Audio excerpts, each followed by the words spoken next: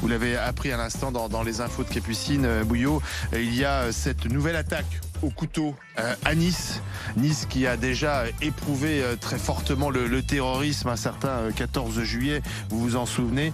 Là, on a affaire à une attaque au couteau avec au moins 3 morts, plusieurs blessés, des personnes attaquées à l'intérieur même d'une église, l'église Notre-Dame, qui est en plein cœur de la ville de Nice. Les faits se sont déroulés vers 9h. L'assaillant a été neutralisé par des policiers, notamment des policiers municipaux niçois, qui lui ont tiré dessus, mais a priori, il est en vie.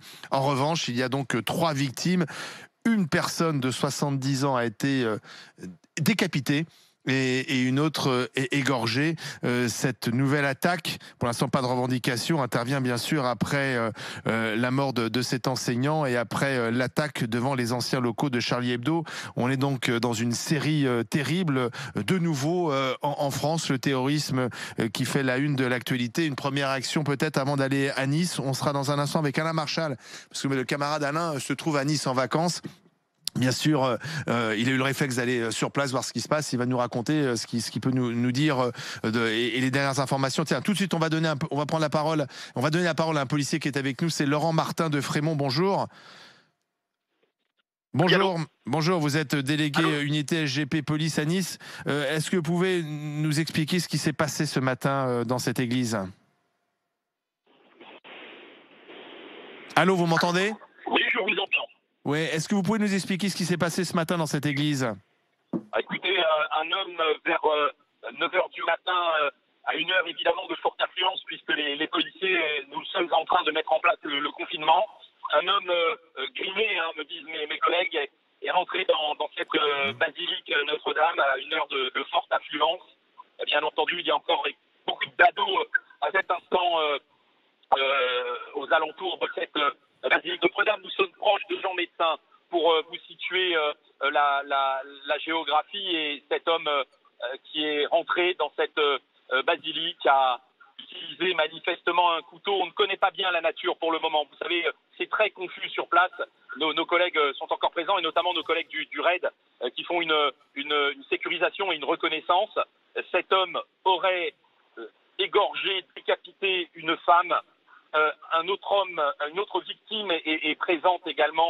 Il s'agit d'un homme, et on me parle d'une 3e victime. Là, il y a 10 minutes, j'avais mes collègues au téléphone qui me parlent d'une 3e victime. Évidemment, c'est très confus, c'est épouvantable. Il faut bien sûr respecter la mémoire de ces victimes, leur rendre hommage à cet instant. Et puis, je voudrais souligner le travail de ces flics du quotidien qui œuvrent, qui font du mieux qu'ils peuvent avec les moyens qu'on leur donne actuellement. C'est vraiment épouvantable. Je crois qu'il faut souligner le travail de la police nationale, de la police municipale présente également, primo intervenant. Il faut souligner le travail de tous ces collègues qui œuvrent encore une fois du mieux qu'ils le peuvent. Vous savez, je discutais avec certains de mes collègues qui me disaient tout à l'heure que le climat ressemblait étrangement à ce que nous avons vécu en 2016. Nous avons payé à Nice déjà un lourd tribut de l'islamisme, du radicalisme, de la folie de ces hommes. Et on a le sentiment de revivre ça ici à Nice. C'est extrêmement difficile, c'est extrêmement compliqué. Oui, ce qui est terrible, c'est que les services de renseignement antiterroristes s'attendaient à un nouvel attentat. On sait que la menace est particulièrement forte, que la vigilance d'ailleurs a été renforcée. Il y a eu des notes qui ont été publiées, que les médias avaient récupérées à l'intention des policiers pour dire qu'effectivement il y avait une vigilance renforcée. Et je voudrais préciser sur les faits, vous confirmez que l'auteur de l'attaque a été neutralisé par des policiers? Alors effectivement, l'auteur des faits, je vais rester également prudent, a été neutralisé. Il est grièvement blessé. On ne va pas s'apitoyer un seul instant sur son sort.